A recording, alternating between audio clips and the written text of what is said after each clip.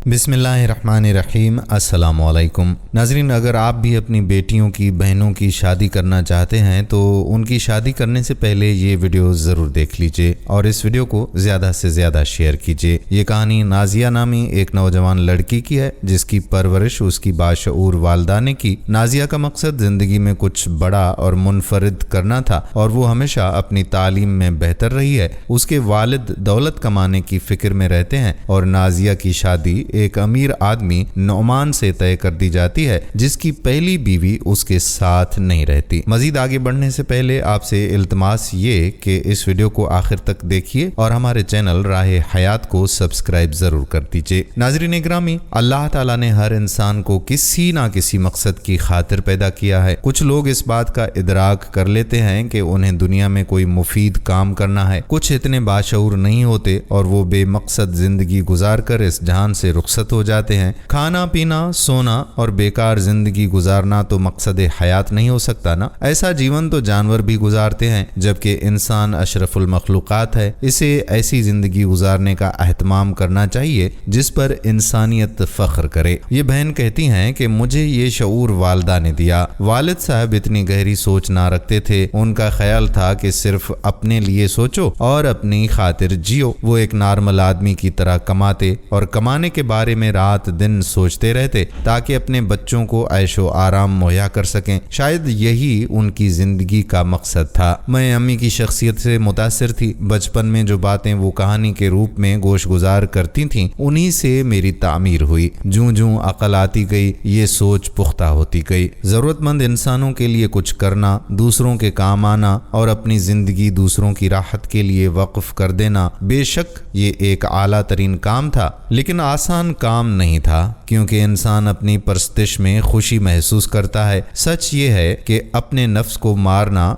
बिखरे हुए शेर को जेर करने से ज्यादा दुश्वार अमर है। मेरा इरादा पक्का था कि इस राह में जितने कांटे आएंगे पलकों से चुन लूंगी और अम्मी के बताए हुए रास्ते पर ही चलूंगी। खूब पढ़ूंगी, कोई ऐसा काम करूंगी कि रहती दुनिया तक याद रहे और वालदैन का फख्र से सर बुलंद हो जाए। हमेशा हर जमात में अव्वल आई, FSC तक पहुंची, लगन से पढ़ती रही थी कि अच्छे नंबर लूंगी, कमीशन लेकर वतन का सर बुलंद करूंगी। एयरफोर्स ज्वाइन करने का मौका मिला तो पायलट बनूंगी। गर्ज ऐसे दिलनशीन ख्वाब थे कि उनकी दिलकशी को अल्फाज में बयान करना महाल है। क्या जानती थी कि बदलता वक्त एक हकीकत है। ये ऐसे मोड़ ले आता है कि इंसान अपने मकसद से दूर हो जाता है। सारे ख्वाब और इरादे तंदो तेज वक्त के धारों में बह जाते हैं। हमारे घर के सामने एक बड़ी शानदार और वसीओ अरीज कोठी थी जो कुछ अरसे से बराए फरोख्त थी। एक रोज वालिद साहब से पता चला कि ये कोठी बिक गई है। जिसने खरीदा है वो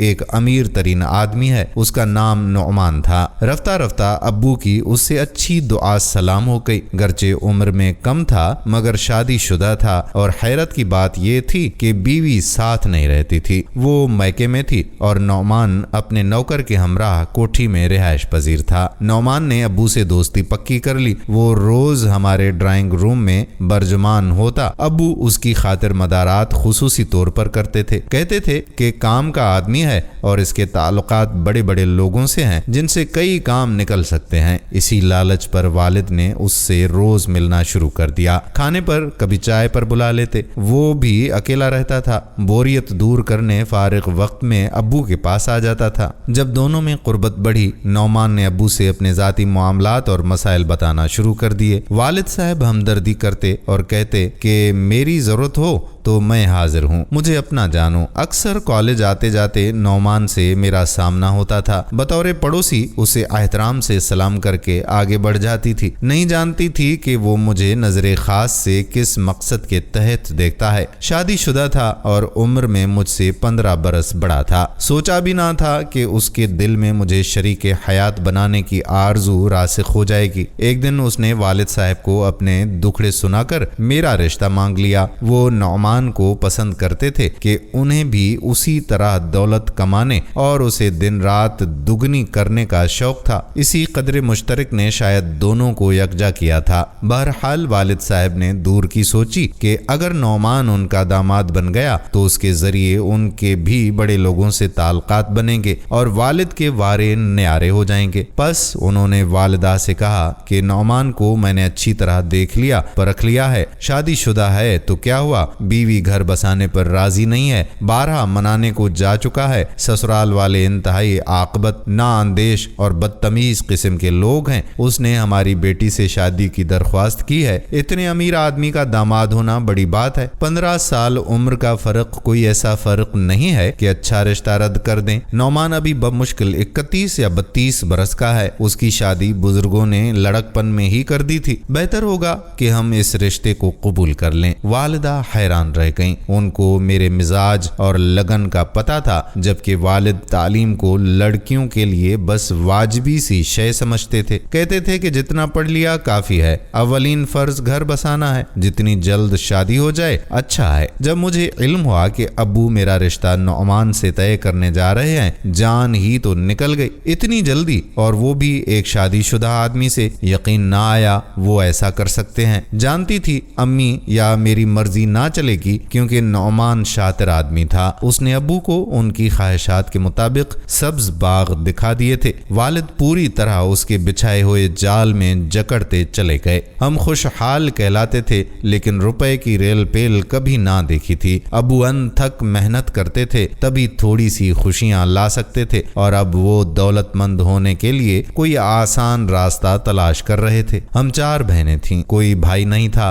तीनों बहनें मुझसे कमसन थीं, स्कूल में पढ़ती थीं। नौमान ने एक नजर देखकर मुझे पसंद किया था, और मुझे ये जानकर हैरत हुई कि कोई एक नजर देखकर भी किसी से शादी का फैसला कर सकता है। अम्मी गोमगू की कैफियत में थीं, और दादी रात दिन कहती थीं कि एक नहीं 4 बेटियां हैं, वक्त पर इनकी शादियां कर दो, इससे पहले कि मेरे बेटे की कमर दोहरी हो जाए। लड़कियों को इज्जत व आबरू से उनके घर का कर दो। मेरा बस चलता तो तालीम हासिल करने चीन चली जाती, मगर नौमान ने ऐसी इफ्तदाद डाली कि आनन फानन वालिद मेरी शादी की तैयारियां कर रहे थे। नौमान ने जाने कैसा इस्म फूंक कर उन्हें शीशे में उतार लिया था। जब कोई हल ना मिला, सोचा कि खुद नौमान से बात करती हूँ, उसको समझाकर मना करती हूँ कि अपनी और मेरी जिंदगी को गारत ना करे। हरगिज मैं उसके साथ गुजारा ना करूँगी। उम्मीद थी कि मेरे इरादे को भांप कर वो ये गलती करने से बाज रहेगा, क्योंकि पहले ही एक बीवी को गंवाए बैठा था। कई रोज तक मंसूबा बनाती रही कि किस तरह और कहां नौमान से बात करूं कि वालिद को पता ना चले। जी चाहता था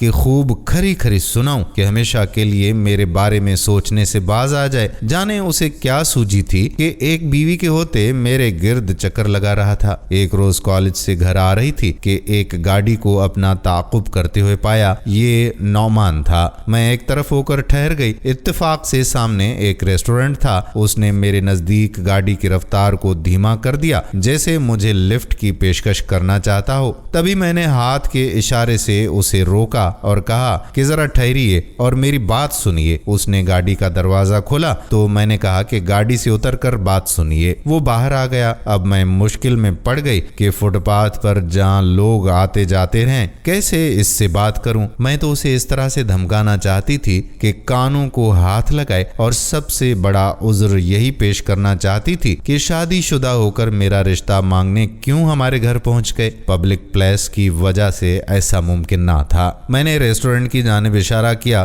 कि अंदर चलो। उसकी बातें खुल गईं। हम हाल में एक तरफ बड़ी कुर्सियों पर मेज के गिर्द बैठ गए। उसने कहा कि बड़ी खुशनसीबी है मेरी जो आपने मुझे इज्जत दी। मैं तो ऐसा सोच भी नहीं सकता था। ताकुब करोगे तो लिफ्ट मिलेगी, लेकिन ऐसी लिफ्ट दूंगी कि उम्र भर याद करोगे। कभी तुमको यहाँ बिठाकर बात ना करती, लेकिन जिस इफ्ताद में तुमने मुझे डाला है उसका वाहिद हल यही था कि मैं तुमसे 2 टोक बात कर लूं। वो कहने लगा कि तुमने मुझे इस काबिल समझा, मैं कितना खुशकिस्मत हूँ। उसने बात शुरू की। मैंने कहा ये तो आपको बाद में पता चलेगा कि आप खुशकिस्मत हैं या नहीं, मगर मेरी अर्ज सुन लीजिए कि ये लिफ्ट मैंने आपसे बातें करने के शौक में नहीं ली, बल्कि आपसे ये पूछना मतलूब है कि आप शादीशुदा हैं। फिर दूसरी शादी की क्या जरूरत पेश आ گئی ہے، وہ بھی مجھ غریب کمسن اسٹوڈنٹ کو آپ نے تاکا جس کی زندگی کا مقصد اعلیٰ تعلیم حاصل کرنا ہے۔ اس نے میرے سنجیدہ لہجے کو انتہائی غیر سنجیدہ موڈ میں لیا۔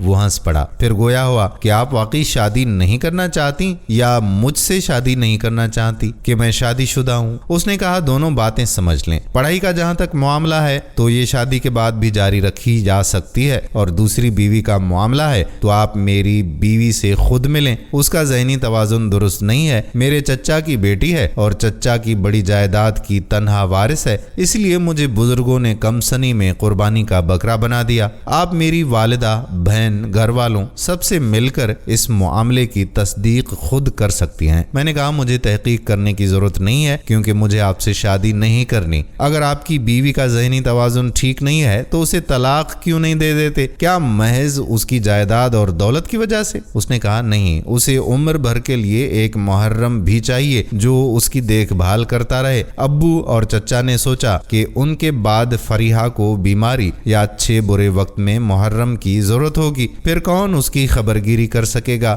نازیہ تم کیا کہتی ہو؟ کیا انسان کو خود غرض بن کر جینا چاہیے؟ انسانی زندگی کو بے مقصد جان کر گزار دینا چاہیے؟ اگر نیک اور اچھا مقصد بھی نظر میں رہے تو کیا برا ہے؟ میں نے کہا کہ میں آپ کی اس بات کی تائید کرتی ہوں اور اتفاق کرتی ہوں، لیکن ابھی شادی نہیں کر سکتی۔ درخواست ہے براہ کرم کوئی اور رشتہ دیکھ لیں ورنہ آپ کی یہ دوسری شادی بھی ناکام رہے گی۔ یہ کہہ کر میں ریسٹورنٹ سے جو ہی باہر نکلی والد صاحب کو سامنے پایا۔ نعمان میرے پیچھے تھا اور والد صاحب کے ہمراہ ان کے دوست تھے، وہ یہاں کھانا کھانے آئے تھے۔ والد ان کی موجودگی میں نظریں جھکا کر خاموشی سے پاس سے گزر کر ریسٹورنٹ کے اندر چلے گئے۔ اف، یہ اتفاق بھی ہونا تھا، میں آزاد ہونے سے پہلے گرفتار کر لی گئی تھی۔ ابو نے مجھ سے صفائی طلب کرنے کی ضرورت نہ سمجھی اور گھر آ کر والدہ سے کہا کہ تاریخ فوراً طے کر دی جائے گی، نازیہ کی شادی کی تیاری کرو۔ گویا میں ایک بہت بڑا خطرہ بن چکی تھی اور اب ابو کے خیال میں نعمان سے نکاح کر کے ہی اپنی عزت و ناموس کو بچایا جا سکتا تھا۔ میں گھٹ گھٹ کر روئی مگر نکاح ہو گیا۔ شادیانے بجنے لگے، میں دلہن بن کر سامنے والی وسیع و شاندار محل نما کوٹھی کی ملکہ بن گئی۔ شادی کے بعد نعمان نے مجھ پر اپنی گفتگو سے ایسا جادو کیا کہ میں اپنے سابقہ افکار اور منصوبوں کو غیر حقیقی اور احمقانہ سوچوں کا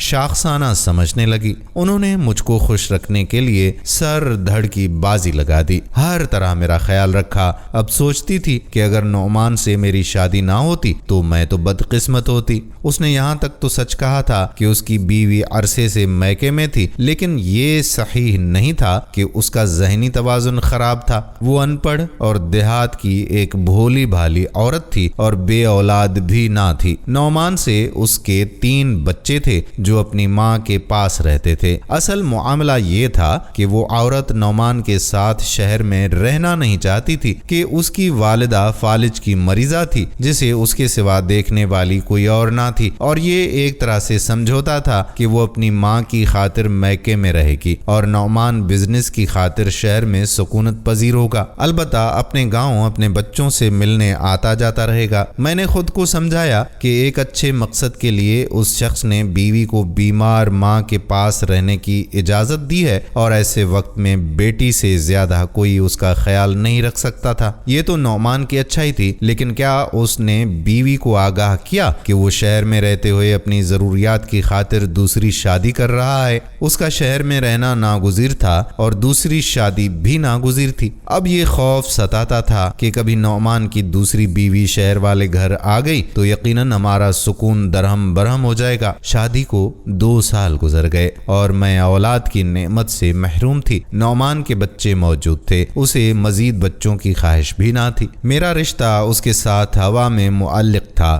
بچے میاں بیوی کے رشتے کو زیادہ مضبوط کرتے ہیں، اس حقیقت سے انکار نہیں کیا جا سکتا تھا۔ انہی دنوں نعمان کچھ پریشان رہنے لگے۔ پوچھا کہ کیا پریشانی ہے نعمان؟ تو کہنے لگے کہ کچھ نہیں، کاروباری پریشانی ہے جس کے لیے افسران کی خوشنودی حاصل کرنا ضروری ہے۔ سوچتا ہوں کہ ان کی گھر پر دعوت کر دوں تو بات بن جائے گی، اگر تم ساتھ دو۔ میں نے کہا کیوں نہیں، آپ بتائیے مجھے کیا کرنا ہوگا؟ اس نے کہا کہ دعوت کا بہت ہی عمدہ انتظام کرنا پڑے گا۔ میں نے کہا ہو جائے گا، آپ بالکل پریشان نہ ہوں۔ دعوت کے دن میں نے محنت سے کھانے وغیرہ کی تیاری کا اہتمام کیا۔ صبح سے شام تک کچن میں گزارا۔ رات کی دعوت تھی، افسر صاحب آئے مگر اکیلے تھے۔ نعمان نے کہا کہ یہ میرے بھائیوں کی طرح ہیں، تمہیں ان سے پردہ کرنے کی ضرورت نہیں ہے، کھانا تم ہی نے سرو کرنا ہے۔ برقع وغیرہ میں نہ پہنتی تھی، لیکن مرد مہمان آتے تو سامنے بھی نہ جاتی تھی۔ شوہر کے حکم پر میں نے میز پر برتن اور کھانا لگوایا، اور جب کھانا شروع ہوا تو میں بھی ساتھ بیٹھ گئی۔ یہی شوہر کا حکم تھا،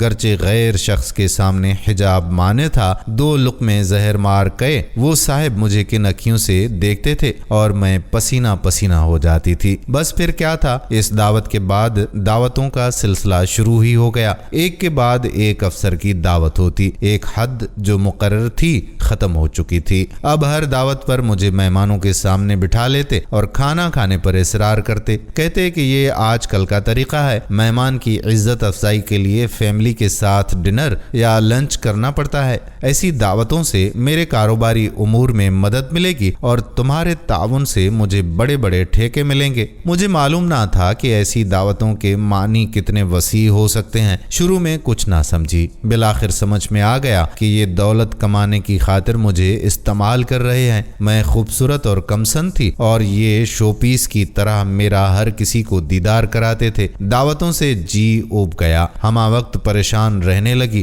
سوچتی تھی ابو کو بتا دوں کہ میں اتنی ماڈرن نہیں بننا چاہتی کہ ان کے دوستوں کی یوں ہی تواضع کروں۔ بدقسمتی سے انہی دنوں ابو کا انتقال ہو گیا۔ میں نعمان کی بیوی تھی، ان کو میرے باپ کا ڈر نہ رہا۔ وہ اب جبرن مجھ سے تعاون لے سکتے تھے کیونکہ میری پشت پر کوئی محافظ جو نہیں تھا۔ میں نے ان محفلوں کو گھر پر منانے پر اعتراض کیا تو نعمان نے برا منایا، کہا کہ اس معاشرے میں اگر مرد بیوی سے چھٹکارا پانا چاہے تو وہ اس پر بد چلنی کا الزام لگا کر اپنی زندگی سے علیحدہ کر سکتا ہے، مگر بیوی اپنی مرضی سے مرد سے نجات حاصل نہیں کر سکتی۔ لوگ بد چلنی کے الزام پر تو بغیر تصدیق جلد یقین کر لیتے ہیں، مگر مرد اپنی بیوی کو اگر بدی کے اندھیروں میں دھکیل دے تب وہ کچھ نہیں کر سکتی۔ نعمان شاید مجھے ایک کمزور عورت سمجھ رہا تھا، لیکن میں اندر سے اتنی کمزور نہ تھی۔ اس سے قبل کہ وہ مجھے ہوس زہر کی خاطر کھلونا بنا کر بدی کی راہوں پر دھکیل دیتا، میں نے دعوت میں آنے والے اس کے ایک دوست افسر کو اعتماد میں لیا۔ اس شخص کا ضمیر زندہ تھا۔ اس سے فریاد کی کہ آپ ایک بہت بڑے افسر ہیں، مگر مجھے آپ نیک نیت لگتے ہیں۔ نعمان کا افسروں کو دعوت پر بلانا اور ان سے گھلنے ملنے پر زور دینا مجھے بالکل پسند نہیں ہے، میرا ایسا مزاج نہیں ہے۔ میں اس آدمی کے ان اعتبار سے سمجھوتا نہیں کرنا چاہتی، آپ میری مدد کر دیں۔ اس نے کہا کیا تم خلا لینا چاہتی ہو؟ میں نے کہا جی ہاں، نعمان کی نیت جان چکی ہوں۔ اب تو دعوت میں شراب بھی رکھی جاتی تھی، مجھے یہ منظور نہیں تھا کہ کسی غیر مرد کی اس طرح مہمان نوازی کروں۔ اس سے آگے کی منزل کیا ہوگی آپ خود سمجھ سکتے ہیں اور سوچ سکتے ہیں۔ اس افسر کا نام اشرف علی تھا۔ اس کی غیرت جاگ گئی۔ یوں اشرف کی مدد سے میں نے مے نوشی کی محفلوں میں ساقی بننے کے ساتھ ساتھ نعمان جیسے طمع پرست شخص سے بھی نجات پالی۔ عدالت سے خلا لینے کے بعد میں نے شادی نہیں کی کیونکہ اب میرے لیے شادی میں کوئی کشش باقی نہ رہی تھی۔ خود کو معذور لوگوں کی بحالی کے ایک ادارے کے لیے وقف کر دیا جہاں ان بے کسوں کی مدد کر کے سچی خوشی ملتی ہے، ایسی خوشی کہ جس کی مجھے تلاش تھی۔ اب میں ایک مطمئن زندگی گزار رہی ہوں۔ سچ کہتی ہوں کہ صدقے دل سے انسانیت کی خدمت کرنے سے بڑھ کر اور کوئی سکون نہیں ہے۔ دوستو یہ ویڈیو آپ کو کیسی لگی؟ آپ بھی اپنی رائے کا اظہار ضرور کیجیے۔ یہ ایک سچی کہانی تھی جو آپ کی خدمت میں ہم نے پیش کی، لیکن جو اس کہانی میں نام لیے جا چکے ہیں وہ بالکل فرضی نام ہیں۔ اگر کسی کے ساتھ یہ نام ملتے جلتے ہوں تو ان سے معذرت۔ امید کرتے ہیں کہ اس ویڈیو سے آپ کو کوئی نہ کوئی سبق ضرور ملا ہوگا اور اپنے دوستوں کے ساتھ اس ویڈیو کو شیئر بھی ضرور کریں گے۔ آنے والی ویڈیو تک اپنے میزبان قادر بخش کلہوڑوں کو اجازت دیجیے۔ اللہ حافظ۔